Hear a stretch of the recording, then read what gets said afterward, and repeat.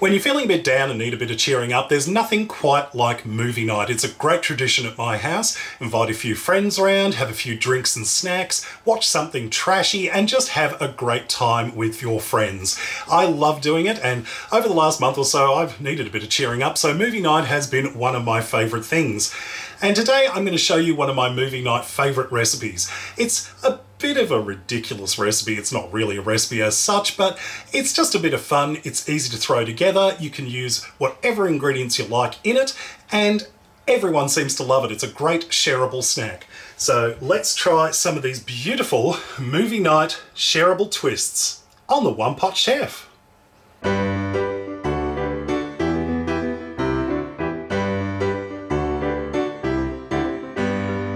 First things first, we've got some puff pastry. This is some frozen ready rolled puff pastry, which I've just allowed to thaw out on the counter for a few minutes, and it's nice and floppy and ready to use. And I placed one sheet onto a large baking tray lined with some non-stick baking paper.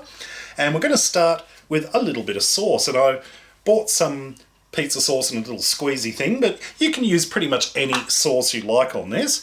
Now I'm just going to put a very small amount, I would say probably about a tablespoon roughly, not too much.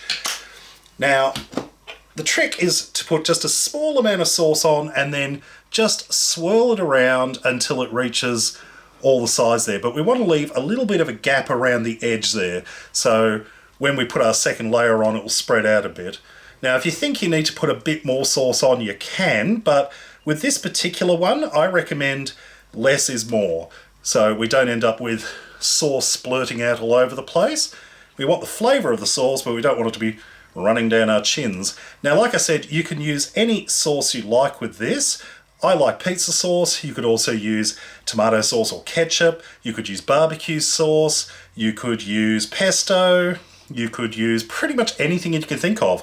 Now you see how I've spread that out into a sort of a square, leaving that gap, a little border around the edge. That is just about perfect. You could put a little bit more sauce on if you want, but I reckon that's pretty much what we're looking for. Next, I've got some bacon. Now this is some Australian shortcut bacon, which I've just diced up, and all I did was pop it into a fry pan, no oil, just allowed it to cook over a medium heat, giving it a bit of a stir now and again until it's lightly crisped and a bit of colour on it. You don't have to overcook it too much. Basically, you just want to get a bit of colour on there and it'll finish cooking when we chuck this in the oven. Now again, with the bacon, like the sauce, less is more. Don't go too crazy with it. That's looking good. Now, you don't have to use bacon. Again, you can change this up. You could use ham, you could use some cooked chicken, you could use some roast beef. If you want to go for a really pizza-y type thing, you could add some pepperoni or some salami. You can use pretty much anything you like on this. It's great for emptying the fridge of any leftovers. Now, that looks pretty good there, so time to add our cheese.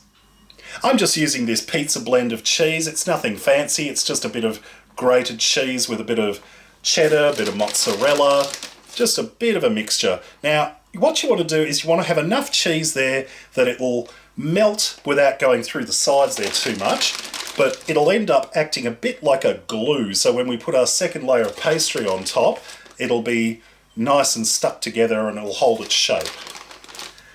And we're just going to layer our second sheet over the top, going carefully.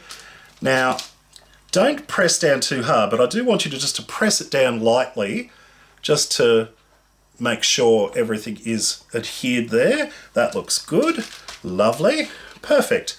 Now, the number one rule with puff pastry is that you want to avoid pressing down too hard on it, because puff pastry isn't just one sheet of pastry, it's actually multiple layers of very thin pastry. That's what makes it puff up when it cooks. So if you press down too hard on it, you squish the layers down and it doesn't puff up properly, which is why the next step is very important.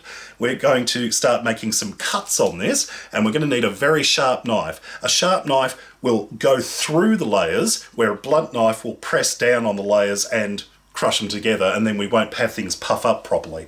But before we do that, we need something in the middle. Now, this is a little egg cup, which I have just put in the center here. I'm going to be using this for putting dipping sauce in once this is cooked, but I want this in the direct center, so I'll have a little place to pop this when it's all cooked. So we're going to pop this in the center here, and then we're going to do compass points. Make a cut from here right to the edge, just cut straight through. Lovely. And do that at the compass points. Never eat soggy Weet-Bix, as I was taught in school, or north, east, south and west. And then a diagonal cut at the corners. And all we're going to do is basically roll up each of these things and twist them slightly, like so. You just see how that twists up like that, and just pinch together the end there slightly. And we just do that for each of these pieces. Just take it by the corner, give it a bit of a twist. It doesn't matter if some of the cheese falls out, that's not a major problem. Fold up that end there like that, and just keep doing that until all of the pieces have been twisted. Once they're all twisted together, we can take this little plastic cup off. We don't need that for the moment. And what I've done is I've taken one egg and I've just beaten it with a fork in a coffee mug, and I'm just going to brush this egg wash mixture over the top of all the pastry. This is going to make it lovely and golden and glazed as it cooks. So just brush that over the top. Make sure you get that center section as well. May as well glaze it all. Beautiful. And that's it fully assembled. So all we need to do now is pop this into the oven. We can pop this in a preheated oven, 220 degrees Celsius, about 420 degrees Fahrenheit. We're putting it in for 20 to 25 minutes, or until the pastry has puffed up and it's nice and golden all around. While our twists are baking in the oven, I thought I'd just take this opportunity to remind you to check out my social media, Facebook, Twitter and Instagram. Links in the video description underneath this video on YouTube. And speaking of YouTube, don't forget to subscribe to my channel. Click the subscribe button and the little notification bell next to it. That way you won't miss out on any of my new videos.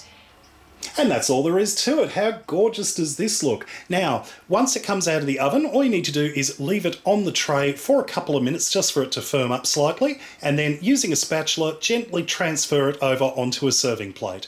Now you can see they've got that little blank space in the center. Well, that's where this goes. That's our dipping sauce. So people can just grab a twist off, dip it in there and stick it in their gob. You can use any dipping sauce you like. I'm going for garlic aioli today, but you could use ranch dressing, you could use pizza sauce, you could use barbecue sauce, pretty much any dipping sauce you like. And you can change it up based on the ingredients you use as the filling. So you've got pretty much millions of options. You can do whatever you like with this, but boy, I'm looking forward to ripping off a twist and having a taste. Grab a twist while they're hot. Oh, these are looking absolutely gorgeous. So I'm going to pull one of these off and have a dunk. Oh, yum. Okay, so give that a little dip. Time for a taste. Mmm. Oh, wow. Mmm. Considering there isn't many ingredients in this is really bursting with flavour. You got lots of cheese, you got lots of bacon. I used a pizza sauce that's got a bit of garlic and onion in it, so it's got a bit of zing to it. It's really, really nice flavour. The pastry is lovely and light and fluffy and flaky. It's buttery. It's really tasty, and with the dipping sauce, it's got that extra garlickiness to it. I love that, and hell, I ain't going to get any kissing tonight, so I can live with that. Well, I hope you enjoyed this recipe. Check out my other videos at OnePotChefShow.com. And until next time, see you later.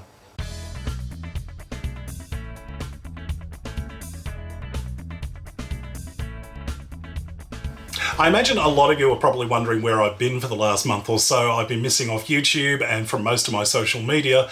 Long story short is I had a really bad bout of depression. I've been suffering depression for probably about 20 years, but I haven't really been affected by it for the last couple of years, and then suddenly about a month and a half ago I got hit like a ton of bricks. It was absolutely horrifying. I was just unable to do anything. A lot of people don't understand depression. They think it's like just somebody being sad, and it's so much more than that. It's physical. it drains you of energy, it drains you of motivation. There were days, literally 3 or 4 days, where I just didn't eat. I couldn't get out of bed to go and have a shower or change my clothes or anything like that, because I was just that exhausted.